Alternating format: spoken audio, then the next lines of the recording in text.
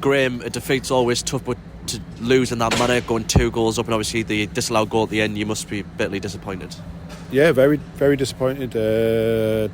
Look, we were up against a tough team. We knew that. We probably sat off them too much in the first half and didn't get hold of the ball first 20 minutes, I'd say. And then the first time we did get hold of the ball, we scored, and then that gave us a bit of belief.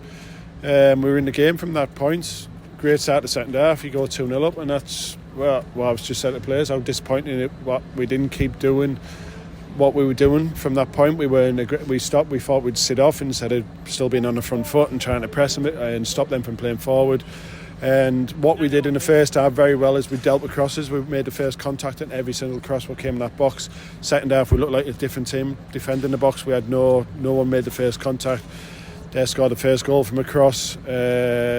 Again, we allowed them to get in them opportunities from further up the pitch. But contact in the box is massive, and we didn't deal with crosses in the second half, and it cost us. Is that your biggest disappointment looking at the 3 goals? You know, obviously one header, one that's gone all the way through, as you said, not dealing with the balls coming into the box? Yeah, look, I said to the lads at first half, we were fantastic with balls coming in the box, but not just that, like I said, they have to get into our final third, and there was things we didn't do what allowed them to come in our final third, which that was the disappointing thing. We sat off instead of keep going and keep pressing and keep trying to stop them. They're a good team, we know that. It was a tough challenge, but you should, when you're 2-0 up, you should come out with some. I've said, lads, I expect us to win when we get 2-0 up.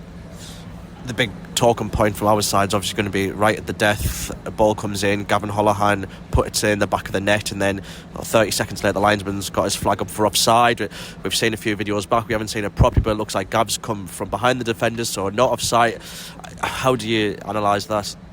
With my angle, I don't see how it was, but I'm watching it live. Gav comes across one of their defenders and knocks it in, so you think it's a goal, and then for some reason, the explanation I've had at the moment is the linesman was saying he was stood in an offside position before the kick was taken.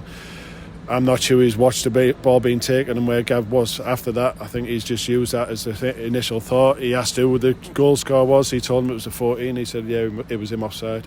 So I don't know if it's a guess or not. I'll have to watch it again before I can really comment. Is it even more confusing, especially in these conditions, when obviously the conditions are you can hardly see anything? So we're wondering how the linesman managed to spot that one. Well, yeah, if he's got it right, well played. But I don't. From my angle, like I said, it looks a clear goal. He's made a run. He's come across one of their defenders. So but I'd have to see it again. It's like you said, it's disappointing. But I said to our lads, we shouldn't be looking for that last minute equaliser. When you're 2-0 up, we should be 2-0 up, and we should be able to see the game out, or at least keep doing the right things and make sure when the balls come in the box, we take responsibility and we make sure someone gets a first contact. Is there positives to take from today? You know, you've gone 2-0 up against a very good side, but you know what are you going to take away from this that we can take into the next? Yeah, look, there has to be positives because you go 2-0 up against, like you said, a very good team. Probably after 20 minutes, I was pleased the way we were. We started moving the ball better. We were a little bit braver. I said we can't just keep going long off kick-offs. We need our goal kicks on open play. We need to try and play quick. Once we moved the ball at the back, they seemed to drop off, and then we found gaps and play through them. So, and then if we dominate the ball a little bit more, then it nullifies their threats. So there was times we did that, and like I said, we worked the ball well for our second goal opportunities. But I just allowed them. For me, I think we lost the ball in the 3 occasions where they've went and scored from. So. Look, there's positives, but there are a lot of negatives as well. Your first defeat as Hartlepool United manager, and fans were a little bit frustrated with the 0-0 draw against Scunthorpe on the previous game. You know, where do we go from here with 2 very quick games and turn around against Tranmere and Oldham back at the South Direct Stadium? Oh, I've just said that, lads. As much as the disappointments, we have to now get the recovery sorted, get the focus back on. We've got another game on Wednesday.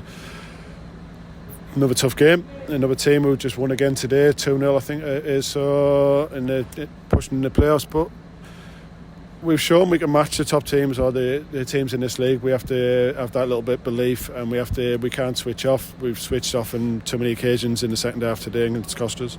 I suppose one positive, Tyler Bury makes his return and gets his first half an hour in the tank, but for him it's all about just building that up. Yeah, he's got a plan. Obviously, come back from a hamstring, you can't just throw him in and expect him to play 90 minutes. So we'll build his minutes up as much as we can, and hopefully then he can start impacting the games. Just finally, 1,010, I believe, Hartlepool United fans behind that goal who never stopped singing the whole game, and obviously nearly had their moment right at the end. But for a Boxing Day as well in this weather, unbelievable. Yeah, fans are absolutely fantastic, and like I said, they deserve to go home celebrating tonight, and we unfortunately didn't give them that.